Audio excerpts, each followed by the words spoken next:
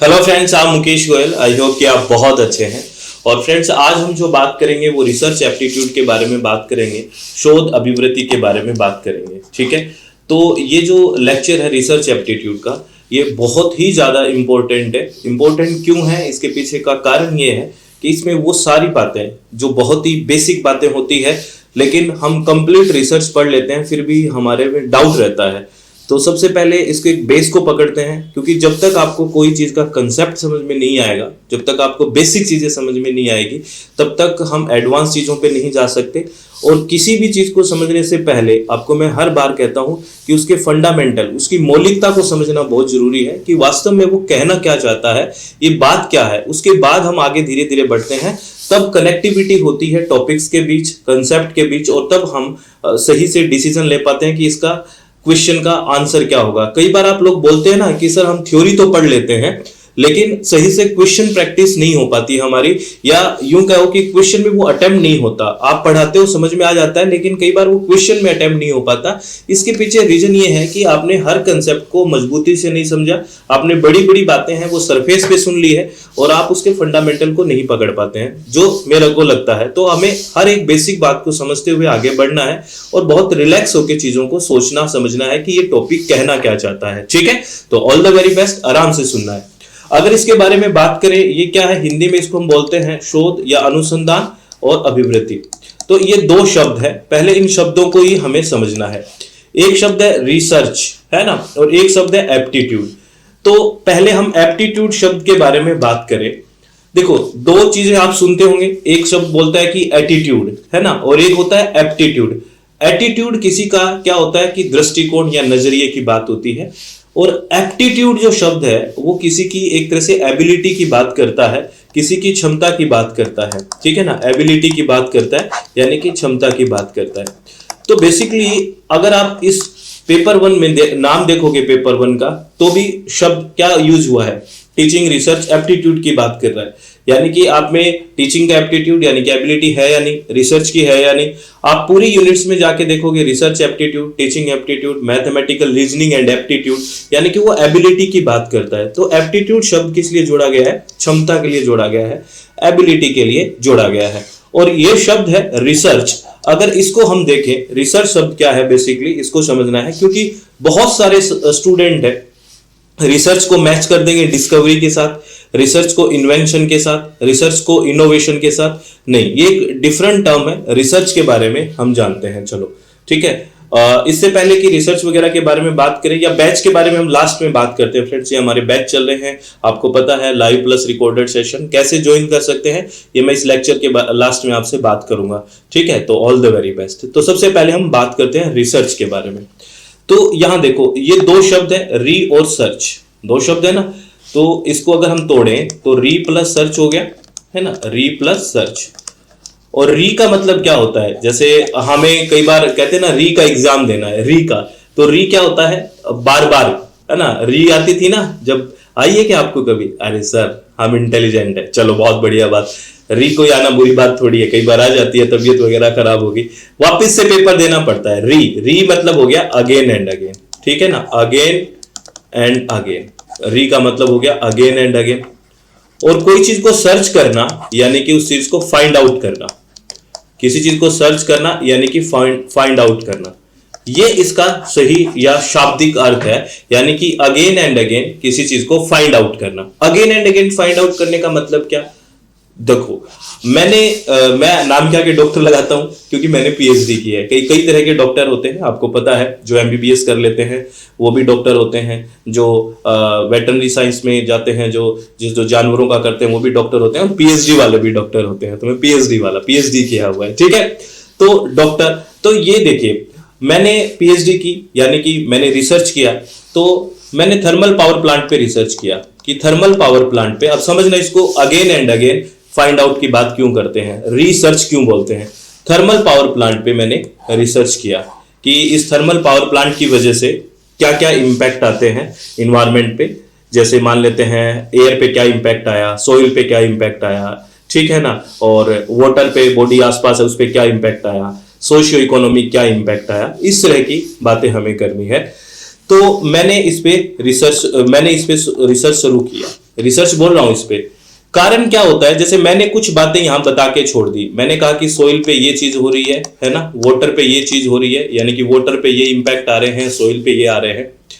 तो अब क्या है, पहले मेरे से पहले भी तो किसी ने उस पे काम किया होगा, मैंने उस चीज को, क्योंकि हम रिव्यू ऑफ लिटरेचर पढ़ते हैं ना, क्या होता है कि मेरे से पहले किसने इस पे कोई काम किया होगा, और बाद में भी मैंने कहा कि इससे ये हो रहा है, अगर ये करेंगे तो और अच्छा हो जाएगा, तो मेरे बाद भी उसमें चलता रहेगा, ठीक है ना, उसके बाद भी रिसर्च चलती रहेगी। मैंने कह दिया कि सोइल पे ये चीजें हैं, अगर ये करोगे तो और अच्छा हो जाएगा, तो उस और अच्छे पे आगे कोई काम करेगा, यानी मेरे से पहले भी किसी ने किया है, आगे भी कोई करेगा, ये एक साइकिल है, वो चलता रहेगा। इसीलिए ये होता है री, अगेन एंड अगेन, और सर्च का मतलब फाइंड आउट करना, बार बार उस चीज को फाइंड आउट करते रहेंगे, ठीक है। अल्टीमेटली एक ये साइक्लिक प्रोसेस हो गया। क्या प्रोसेस है? एक साइक्लिक प्रोसेस है, एक चक्रीय प्रोसेस हो गया कि नहीं हो गया? चक्रीय प्रोसेस हो गया, चक्रीय प्रक्रिया होगी, ठीक है। तो ये एक रिसर्च है, एक शादी की तरह ही मान सकते हैं ना, है ना। कोई कहता है कि शादी करके देखो, आपको पता थोड़ी है कैसे रहते हैं शादी करके, आप लोग ऐसे ही झगड़ते हैं। मैं बताता हूं आपको कैसे रहेंगे, एक अच्छे दोस्त की तरह दोनों रहेंगे, कभी लड़ाई झगड़ा नहीं करेंगे, ठीक है। वो फिर चीज, वो रिव्यू ऑफ लिटरेचर स्टडी करता है, ठीक है ना, कि उसने की वो अच्छे से रह रहा था, उसने की वो अच्छे से रह रहा था, मैं भी अच्छे से रहूंगा। तो धीरे धीरे बाद में ख्याल आता है कि अच्छा, ये तो मेरी जो थीसिस थी वो गलत निकली, है ना। तो ये हर कोई करता रहता है, ये साइकिल चलता रहता है कि अच्छा मुझे ऐसा करना है, मैं ऐसा करूंगा तो अच्छा होगा, ऐसा करूंगा, तो ये साइक्लिक प्रोसेस हर कोई करता रहता है। ऐसे ही रिसर्च में है कि चल रही है, ठीक है, चल रही है, कोई चीज वहां मिला, ठीक है, फिर आगे उसका चलता रहेगा, कुछ आगे चलता रहेगा। तो ये रिसर्च, अगेन एंड अगेन किसी चीज को फाइंड आउट करना। तो ये रिसर्च का शाब्दिक अर्थ आपको समझ में आ गया। री का अगेन एंड अगेन, सर्च का फाइंड आउट करना, यानी कि ये एक क्या है, साइक्लिक प्रोसेस है, चक्रीय प्रक्रम है। अब एक शब्द आप सुनते हो, दैट इज डिस्कवरी। क्या सुनते हो? डिस्कवरी। बेसिकली डिस्कवरी क्या है, अगर इसको हिंदी में बात करें तो खोज है। ये डिस्कवरी क्या है? डिस्कवरी चैनल आता है, आपने देखा होगा। तो डिस्कवरी का मतलब है खोज। इसमें क्या होता है कि कोई चीज पहले से उपस्थित है, पहले से है, ठीक है, और उसी चीज को आपको फाइंड आउट करना है, पहले से कहीं है, उसको खोजना है, पहले से यहां है वो प्रकृति में, और उसको आप बता रहे हो कि ये चीज यहां है, तो दिस इज डिस्कवरी, ठीक है। और इन्वेंशन होता है किसी चीज को आविष्कार करना। इन्वेंशन क्या होता है? आविष्कार करना। तो ये चीजें जो है, इन्वेंशन मतलब किसी चीज को बनाना, और ये कहीं ना कहीं इन्वेंशन किसी चीज को करेंगे तो कई चीजों पे रिसर्च करनी पड़ेगी, फिर इन्वेंट होगा। तो इन्वेंशन है किसी चीज को आविष्कार करना। क्या है? आविष्कार करना। तो इन शब्दों का मतलब आपको समझना है, ठीक है, कि अलग अलग शब्द हैं, ये इंटरकनेक्टिविटी हो सकती है, लेकिन शब्द ये अलग अलग है। तो रिसर्च का मतलब आपको समझ में आया, आराम से, शांति से। कोई रिसर्च का मतलब पूछे तो कहोगे अगेन एंड अगेन किसी चीज को फाइंड आउट करना, दिस इज रिसर्च, एक साइक्लिक प्रोसेस है। और क्यों है ये भी हमने एग्जाम्पल देके बात समझ ली, ठीक है। चलो अब आगे अगर हम बात करें, रिसर्च की है ना अप्रोचेज होती है ना, अप्रोचेज। जब आप दो शब्द सुनते हो, एक होता है पॉजिटिविज्म, है ना, एक होता है पॉजिटिविज्म, और एक है पोस्ट पॉजिटिविस्टिक अप्रोच, है ना, पोस्ट पॉजिटिविस्टिक अप्रोच। ये दो अप्रोच है ना, पॉजिटिविज्म और पोस्ट पॉजिटिविज्म, ठीक है। और प्रत्ययवादी और पश्च प्रत्ययवादी के बारे में बात करते हैं।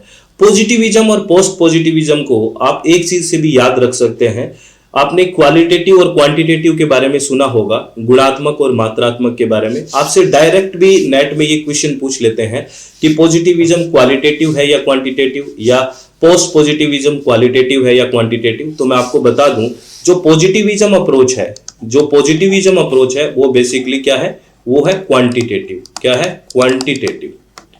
क्वांटिटेटिव यानी कि मात्रात्मक, मात्रात्मक। और जो पोस्ट पॉजिटिविस्टिक अप्रोच है वो कौन सी है? वो है क्वालिटेटिव। ये आपको याद रखना है, ये है क्वालिटेटिव यानी कि गुणात्मक, ये है गुणात्मक। तो अब देखो, अगर ये पॉजिटिविज्म और पोस्ट पॉजिटिविज्म का आपको ये पता पड़ गया कि कौन सी क्वांटिटेटिव है और कौन सी क्वालिटेटिव, फिर तो हम बात सिरे से चढ़ा ही देंगे। कैसे? अगर इसको घुमा के पूछे कि पॉजिटिविज्म होता है, उसके अंदर क्या बोलते हैं, क्योंकि ये फैक्ट्स बेस हो गई, क्वांटिटेटिव हो गई, और ये सब्जेक्ट टू सब्जेक्ट वेरी नहीं करेगी क्योंकि ये क्वांटिटेटिव है, फैक्ट्स पे है। तो यहां पे ये कहते हैं कि किसी भी, अगर हमारे पास कुछ डाटा है ना, हमारे पास सफिशिएंट अमाउंट में डाटा है, और उसको साइंटिफिक वे से किया जाए, यानी कि वैज्ञानिक पद्धति से एनालिसिस किया जाए, तो हम सच को 100% जान सकते हैं, क्योंकि ये बात करता है क्वांटिटी की, क्योंकि ये सिर्फ फैक्ट्स के आंकड़ों पे बात करता है। यहां पर किसी भी तरह का सब्जेक्टिव नहीं है, यहां पे ऑब्जेक्टिविटी है, क्योंकि क्वांटिटी की बात करता है। जबकि पोस्ट पॉजिटिविस्टिक अप्रोच है वो क्वालिटी की बात कर रहा है। क्वालिटेटिव में आपको पता है सब्जेक्टिव होती है, सब्जेक्ट टू सब्जेक्ट वेरी करती है, यहाँ पे अजम्पशन चलता है। तो यहाँ पे ये कहता है कि 100% सच को जानना मुश्किल है, हम सच के किसी भाग को जान सकते हैं, क्योंकि यहाँ पर कई तरह के एरर आ सकते हैं, कई तरह की त्रुटि आ सकती है। अगर हम कोई काम कर रहे हैं तो ह्यूमन एरर आ सकता है, किसी भी तरह का मशीन का एरर आ सकता है, कोई भी तरह का। तो ये बात करता है क्वालिटी की, तो क्वालिटेटिव। तो पॉजिटिविज्म और पोस्ट पॉजिटिविस्टिक जो दो अप्रोच है, उसको आप आराम से ये ध्यान रखोगे कि जो पॉजिटिविज्म या पॉजिटिविस्टिक जो अप्रोच है वो बेसिकली है क्वांटिटेटिव, मात्रात्मक है, और जो पोस्ट पॉजिटिविस्टिक अप्रोच है वो है क्वालिटेटिव, यानी कि गुणात्मक अप्रोच है। ये आपको ध्यान रखना है, ध्यान रखोगे। और जैसे ही ये चीजें अगर हो जाती है, तो अब यहां पे हम क्वालिटेटिव और क्वांटिटेटिव को थोड़ा डिफाइन करते हुए चले, तो यहां क्योंकि डायरेक्ट इनडायरेक्टली आपसे बहुत बार क्वेश्चन मात्रात्मक और गुणात्मक से क्वेश्चन पूछा जाता है। अगर मैं क्वांटिटेटिव को पहले बात करूं, तो ये बताओ सब्जेक्टिव होगी या ऑब्जेक्टिव? क्वांटिटेटिव। क्वांटिटेटिव होगी ऑब्जेक्टिव, क्योंकि ये किस पे काम कर रही है? सब्जेक्ट पे नहीं, ये वस्तुनिष्ठ है, ये है ना, ऑब्जेक्टिव है, वस्तुनिष्ठ है, ठीक है ना। तो ये सारे एरो को जोड़ना है। क्वांटिटेटिव पॉजिटिविज्म है, ऑब्जेक्टिव यानी कि ये क्या है? ऑब्जेक्टिव है, यानी कि वस्तुनिष्ठ है, ठीक है। और यहां पे जो सैंपलिंग का एक टॉपिक बहुत इंपॉर्टेंट है आपके। अगर सैंपलिंग दो तरह की होती है, अगर आपने पढ़ा है कि प्रोबेबल और नॉन प्रोबेबल सैंपलिंग के बारे में बात करते हैं, तो यहाँ पे सैंपलिंग कौन सी होगी? जहां पे हम रैंडमली उठा लेंगे, यानी कि प्रोबेबल सैंपलिंग होगी, क्योंकि यहाँ पे किसी भी तरह का क्या नहीं है, किसी भी तरह का सब्जेक्टिव नहीं है, ऑब्जेक्टिविटी की बात होती है। तो यहाँ पे प्रायिकता सैंपलिंग हो जाएगी, ठीक है ना, प्रायिकता सैंपलिंग हो जाएगी। और अगर पॉजिटिविज्म की बात है तो दो टर्म और पढ़ते हैं, अगर आपको याद है तो डिडक्टिव और इंडक्टिव, आगमनात्मक और निगमनात्मक की बात करते हैं। तो यहाँ पे क्वांटिटेटिव है, पॉजिटिविज्म है, ऑब्जेक्टिविटी है, प्रोबेबल है, तो यहाँ पे क्या हो जाएगी? यहाँ पे हो जाएगी डिडक्टिव। डिडक्टिव मतलब निगमनात्मक, डिडक्टिव मतलब निगमनात्मक। याद आ रहा है कुछ? निगमनात्मक। और निगमनात्मक में हमें क्या याद है? हमें याद है डीजीपी, जनरल से पर्टिकुलर, यानी कि सामान्य से विशेष की तरफ जाते हैं। और ये जो टर्म है आपको सामान्य से विशेष, डीजीपी की बात करते हैं हम, ये आपके बहुत सारी यूनिट्स में है। टीचिंग एप्टीट्यूड में भी है, रिसर्च में भी है, लॉजिकल रीजनिंग में भी है, और मैथमेटिकल रीजनिंग और डीआई वाली मैथमेटिकल रीजनिंग वाली भी यूनिट में है। तो ये बहुत इंपॉर्टेंट है, जनरल से पर्टिकुलर। अब आ जाओ क्वांटिटेटिव को छोड़ के क्वालिटेटिव पे। अगर हम क्वालिटेटिव के बारे में बात करें, अगर हम गुणात्मक के बारे में बात करें, तो गुणात्मक में क्या होगा?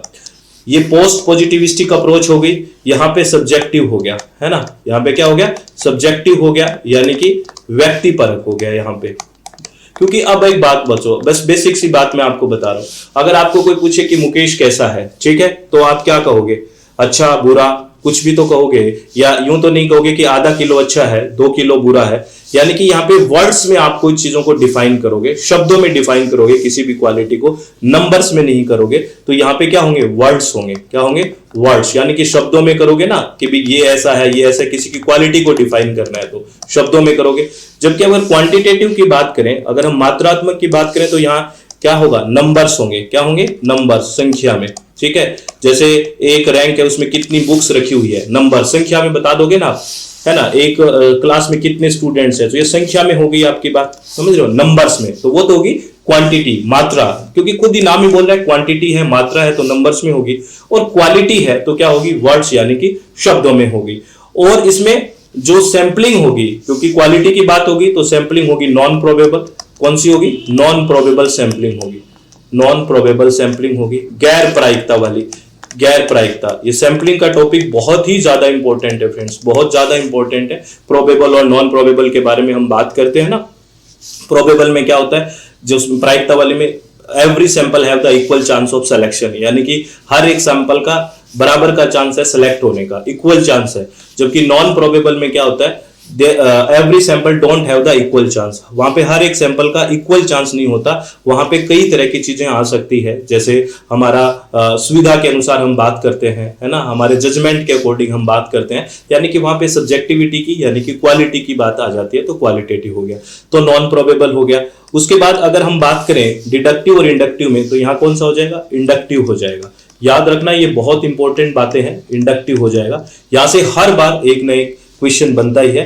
इंडक्टिव मतलब आगमनात्मक हो गया, क्या हो गया, आगमनात्मक, आगमनात्मक इंडक्टिव यानी कि आईपीजी, आईपीजी याद रखना इंडक्टिव से। आई का मतलब इंडक्टिव, पी का मतलब पर्टिकुलर और जी का मतलब जनरल, यानी कि पर्टिकुलर से जनरल, विशेष से सामान्य, है ना, जनरल विशेष से सामान्य, उल्टा हो गया ना। डीजीपी में क्या था, सामान्य से विशेष, डीजीपी डिडक्टिव में जनरल टू पर्टिकुलर, सामान्य से विशेष। इंडक्टिव में क्या होगा, आईपीजी यानी कि पर्टिकुलर से जनरल यानी विशेष से सामान्य। ये आपसे कई सारे एग्जाम्स में क्वेश्चन पूछा जाता है। तो अप्रोच की बात हम कर रहे थे, तो पॉजिटिविस्टिक अप्रोच हो सकती है। पॉजिटिविस्टिक अप्रोच का मतलब क्वांटिटेटिव यानी कि मात्रात्मक, और हो सकता है पोस्ट पॉजिटिविस्टिक अप्रोच हो, जैसे क्वालिटेटिव गुणात्मक। और यहां से कई बार नेट में आपसे क्वेश्चन पूछा गया कि आप कभी भी ये मत सोच लेना कि कोई एक रिसर्च कर रहा है उसमें सिर्फ क्वांटिटेटिव या सिर्फ क्वालिटेटिव अप्रोच हो सकती है, मिक्स अप्रोच भी हो सकती है। डिपेंड करता है आपकी रिसर्च किस तरह की है और आपने ऑब्जेक्टिव उस रिसर्च में किस तरह के बनाए हैं। इसका मतलब यह है, जैसे मैं मेरी रिसर्च की बात करूं तो मैंने कहीं से तो आंकड़े उठाए, तो वो किस में आ जाएगा, मेरी क्वांटिटी में आ गया, मात्रा में आ गया, ये ग्राम है, इतना है, ये सब क्वांटिटी में आ गया। कई मैंने एक क्वेश्चनियर भरा है, जो लोग हैं मेरे पार्टिसिपेंट्स जो थे उनसे क्वेश्चनियर भराया। क्वेश्चनियर में मुझे सोशियो इकोनॉमिक इंपैक्ट यानी कि थर्मल पावर प्लांट की वजह से सामाजिक और आर्थिक क्या प्रभाव पड़ा है, तो वो मैंने क्वेश्चनियर भरवाया। क्वेश्चनियर भरवाने में मेरे को वहां की क्वालिटी की बात होगी, क्योंकि वहां पे मैंने क्वेश्चन छोड़ा, सब्जेक्ट टू सब्जेक्ट वेरी करेगा उसका आंसर, कौन क्या दे रहा है, तो वहां पे क्वांटिटेटिव की भी बात होगी, क्वालिटेटिव की बात होगी, तो एक मिक्स अप्रोच हो गई रिसर्च में। क्योंकि कई बार यहाँ पे मोल्ड करके पूछ लेते हैं कि सिर्फ और सिर्फ बताइए कौन सा स्टेटमेंट आपका ठीक है, कह देते हैं कि रिसर्च में सिर्फ और सिर्फ क्वालिटेटिव ही होगी, यानी एक बार में सिर्फ क्वालिटेटिव भी कर सकते हैं, एक बार में सिर्फ क्वांटिटेटिव भी कर सकते हैं, ऐसा होता है। लेकिन ऐसा नहीं होता, आप मिक्स अप्रोच के साथ भी चल सकते हैं और काफी बेहतर होती है अगर जहां पे मिक्स अप्रोच हो, तो यानी कि क्वालिटेटिव भी और क्वांटिटेटिव भी। वो डिपेंड करता है आपकी रिसर्च किस तरह की है, डिपेंड करता है कि आपने जो ऑब्जेक्टिव डिसाइड करे हैं वो किस तरह की बातें आपने डिसाइड की है। तो ये आपको समझ में आई क्वालिटेटिव और क्वांटिटेटिव की बात, आपको सब्जेक्टिव ऑब्जेक्टिव क्या होता है, सब्जेक्टिव और ऑब्जेक्टिव की बात तो समझ में आ गई होगी। सब्जेक्टिव का मतलब जो पर्सन से पर्सन वेरी करेगा, जैसे ऐसे नॉर्मल सी बात समझ लो, आप मेरे बारे में पूछो तो कोई कुछ कहेगा, कोई कुछ कहेगा, कोई कुछ कहेगा, ये सब्जेक्टिव बात है। ऑब्जेक्टिव में मैं जो वस्तु पे डिपेंड करता है, जैसे मैंने बोला 2 और 2 कितना होता है, 4। आप किसी से भी पूछोगे 2 और 2 क्या है, वो 4 है। वो वस्तु पे डिपेंड कर रही है, पर्सन टू पर्सन वेरी वो नहीं कर रही है। तो ये आपको क्वांटिटेटिव, क्वालिटेटिव या फिर पॉजिटिविस्टिक या पोस्ट पॉजिटिविस्टिक जो अप्रोच है उसके बारे में समझ में आई बात। बस एक याद रखना, पॉजिटिविज्म जहां पे आएगा वो बात कर रहा है क्वांटिटेटिव की यानी कि मात्रात्मक की, और पोस्ट पॉजिटिविस्टिक जो अप्रोच आ गया वो क्वालिटेटिव यानी कि गुणात्मक की बात कर रहा है। आगे इन शब्दों को जोड़ दो, क्वांटिटेटिव में जोड़ दिया नंबर्स, ठीक है, ऑब्जेक्टिविटी, प्रोबेबल सैंपलिंग, डिडक्टिव, ये शब्द जुड़ते जाएंगे, ऐसे ही बहुत बड़ी एक लिस्ट बनती जाएगी। और क्वालिटेटिव में सब्जेक्टिव हो गया यानी कि व्यक्तिपरक हो गया, वर्ड्स शब्दों में हो गया, वर्ड्स या पिक्चर्स भी साथ में, पिक्चर्स भी इसी में आएगा, वर्ड्स और पिक्चर, ठीक है ना, पिक्चर, ठीक है। और नॉन प्रोबेबल सैंपलिंग हो गया, इंडक्टिव हो गया, ये सारी बातें आपको ध्यान रखना है, ठीक है। और सेपरेटली डिडक्टिव और इंडक्टिव से भी क्वेश्चन पूछ लेते हैं। डिडक्टिव में होता है जनरल से पर्टिकुलर यानी कि सामान्य से विशेष, और इंडक्टिव में होता है विशेष से सामान्य यानी कि पर्टिकुलर से जनरल। यहां तक आपको बातें शायद समझ में आ गई होगी फ्रेंड्स, कोई डाउट है क्या? नहीं है। तो यहां से ऐसे हमें हर एक बेस को पकड़ना है, हर चीज को बहुत शांति से करना है, और हमें हमेशा उदाहरण ऐसे चूज करने चाहिए जो हमारी डेली लाइफ के हमसे यूज होते हैं। बहुत हाई फाई उदाहरण होंगे तो चीजें समझ में नहीं आएगी, ठीक है। ये समझ में आ गई बात, चलो बहुत बढ़िया। अब अगर हम बात करते हैं फ्रेंड्स नेक्स्ट, जैसे यहाँ पे बहुत सारे रिसर्च के बारे में बात करते हैं, तरह तरह की टाइप्स हैं रिसर्च के, अलग अलग हम मेथड्स यूज करते हैं। जैसे हमने ब्रॉडली डिवाइड करा क्वांटिटेटिव और क्वालिटेटिव, गुणात्मक और मात्रात्मक के बारे में बात की। उसके बाद हम कई तरह के रिसर्च के बारे में बात करते हैं। जैसे हम बात करते हैं फंडामेंटल रिसर्च क्या होती है, ठीक है ना। फंडामेंटल आपको अगर पता है तो प्लीज कमेंट बॉक्स में एक बार लिखो, फंडामेंटल रिसर्च यानी कि मौलिक शोध क्या होती है, इसके बारे में हमें जानना है। और यहाँ से भी क्वेश्चन बहुत पूछते हैं। मौलिक शोध, या इसको हम एक नाम और कह सकते हैं, प्योर रिसर्च भी बोलते हैं, प्योर रिसर्च भी बोलते हैं, या इसको हम बेसिक रिसर्च भी बोलते हैं। ठीक है, ये हो गया फंडामेंटल रिसर्च। एक हो गया फंडामेंटल के जस्ट बाद वैसे हमें पढ़ते हैं अप्लाइड रिसर्च। क्या पढ़ते हैं? अप्लाइड रिसर्च, जिसको हम बोलते हैं व्यवहारिक शोध। ठीक है ना, जो अप्लाई करनी है हमें, व्यवहारिक शोध। ठीक है, इसके बाद हम पढ़ते हैं एक्शन रिसर्च। ठीक है, जिसको हम साइक्लिक रिसर्च भी बोलते हैं। आपसे डायरेक्ट भी ये क्वेश्चन पूछा कि कौन सी रिसर्च को हम साइक्लिक रिसर्च बोलते हैं? एक्शन रिसर्च को, यानी कि क्रियात्मक शोध। ठीक है, इसको भी हमें जानना है कि क्रियात्मक शोध क्या होती है, एक्शन रिसर्च। ठीक है, उसके बाद हमें जानना है कि एक्सपेरिमेंटल रिसर्च क्या होती है। एक्सपेरिमेंटल रिसर्च यानी कि प्रयोगात्मक शोध क्या होती है, प्रयोगात्मक शोध क्या है। ठीक है, ये हमें जानना होता है। उसके बाद हमें जानना होता है एक्स पोस्ट फैक्टो रिसर्च क्या है। X post facto, x post facto research क्या है, यानी कि कार्योत्तर शोध क्या है, कार्योत्तर शोध क्या होती है। ठीक है, ये हमें जानना है। उसके बाद हमें जानना है एक्स पोस्ट फैक्टो के बाद लॉन्गिट्यूडिनल रिसर्च क्या होती है। लॉन्गिट्यूडिनल रिसर्च क्या होती है, यानी कि अनुदैर्ध्य शोध। उसके बाद हमें जानना है कि क्रॉस सेक्शनल रिसर्च क्या होती है। क्रॉस सेक्शनल रिसर्च, इसको क्रॉस सेक्शनल ही बोल देते हैं। क्रॉस सेक्शनल रिसर्च क्या होती है।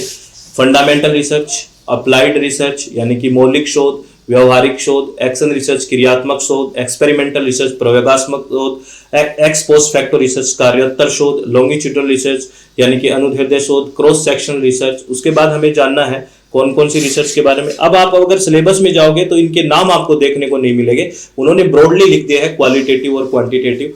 और हम बात करेंगे ब्लाइंड रिसर्च का। ब्लाइंड रिसर्च क्या होती है, ब्लाइंड रिसर्च। ठीक है ना, ब्लाइंड रिसर्च। एक होती है डबल ब्लाइंड रिसर्च, ये इनको ब्लाइंड और डबल ब्लाइंड हिंदी में यही बोलेंगे, blind research, double blind research. ठीक है, ये बोलेंगे। और फिनोमेनोलॉजिकल रिसर्च, फिनोमेनोलॉजिकल रिसर्च यानी कि दृश्य घटना आधारित शोध, दृश्य घटना आधारित शोध, दृश्य घटना आधारित शोध। नैरेटिव रिसर्च, नैरेटिव रिसर्च यानी कि वृत्तात्मक शोध। सर्वे रिसर्च यानी कि सर्वेक्षण शोध।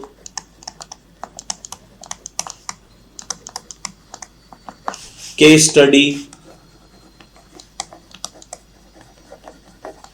ठीक है, ये आपको सारी रिसर्च के बारे में बात करना है। ठीक है, इन रिसर्च को हमें हर एक को देखना है। जब आप सिलेबस देखोगे तो ये सारी रिसर्च आपको वहां लिखी हुई नहीं मिलेगी, लेकिन हमें ये देखना है। ठीक है ना। और अगर बात करें हम बहुत सारी हमने बात कर ली है, फंडामेंटल के बारे में बात कर ली, अप्लाइड के बारे में बात कर ली, एक्शन के रिसर्च के बारे में बात की, एंथ्रोपोलॉजी हो गया यानी कि नरवंश विज्ञान के बारे में भी बात करनी है हमें, नरवंश विज्ञान।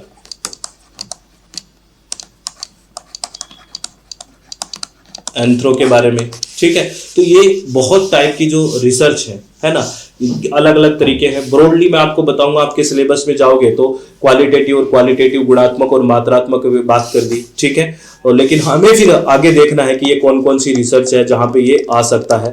जैसे हिस्टोरिकल रिसर्च है, ऐतिहासिक शोध है। ठीक है, ऐतिहासिक शोध है। तो अब आपको क्या करना है, ये जो मैंने रिसर्च के नाम लिखे हैं है ना, एक बार फिर आपको दिखा देता हूं। इनके बारे में आप एक एक लाइन अगर इंटरेस्टेड हैं तो आप लिखना, फिर हम बात करेंगे। अभी आपको बेसिक सी बातें मैंने सब बताई, और आपको जितनी भी मैंने रिसर्च लिखी है, ठीक है, मैं एक बार फिर बता दूं। फंडामेंटल रिसर्च के बारे में, ठीक है, applied research, action research, experimental research, ex post facto research, longitudinal research, cross sectional research, blind research, double blind research, phenomenological research, narrative research, survey research, case study, नरवंश विज्ञान, एंथ्रो वाला, ठीक है, और हिस्टोरिकल रिसर्च, है ना। इसके बारे में आप एक एक लाइन, सारे स्टूडेंट जो इंटरेस्टेड है और जो ये सोच रहे हैं कि मुझे तैयारी करनी है, और मैं देखना चाह रहा हूं कि आप कमेंट में कितने कंसेप्ट्स आपके क्लियर हैं, उसके बाद हम धीरे धीरे उन कंसेप्ट को और आपको शार्प करेंगे, तेज करेंगे और डीप में जाएंगे। आप बताना कि हमें इतने कंसेप्ट याद हैं। और आज जो हमने बेसिक बातें की रिसर्च के बारे में कि रिसर्च वास्तव में होती क्या है, एप्टीट्यूड होता क्या है ना, और उसके बारे में पोस्ट पॉजिटिविज्म और पोस्ट पॉजिटिविज्म अप्रोच है क्या, क्वालिटेटिव और क्वांटिटेटिव होता क्या है, इन शब्दों के बारे में हमने बात की है। तो अब बेस को समझो और फिर धीरे धीरे गहराई में उतरो और अभी से तैयारी स्टार्ट कर दो, तभी बात बनेगी फ्रेंड्स, नहीं बात नहीं बनेगी। अगर आप हवाबाजी में हो कि मैं तो सब मुझे आता है, ये आता है, तो वो हवाबाजी फिर निकल जाएगी। प्लीज हवाबाज मत बनिए, अपने आप को स्वीकार कीजिए कि मुझे कितना आता है कितना नहीं आता है। डेली बच्चा बन के पढ़ना पड़ेगा। अगर आप बहुत हीरोपंथी में काम कर रहे हो कि ये तो कुछ नहीं है मेरे आगे, ये मेरे आगे हलवा है, तो वो एक दिन हलवा बन के रह जाएंगे हम।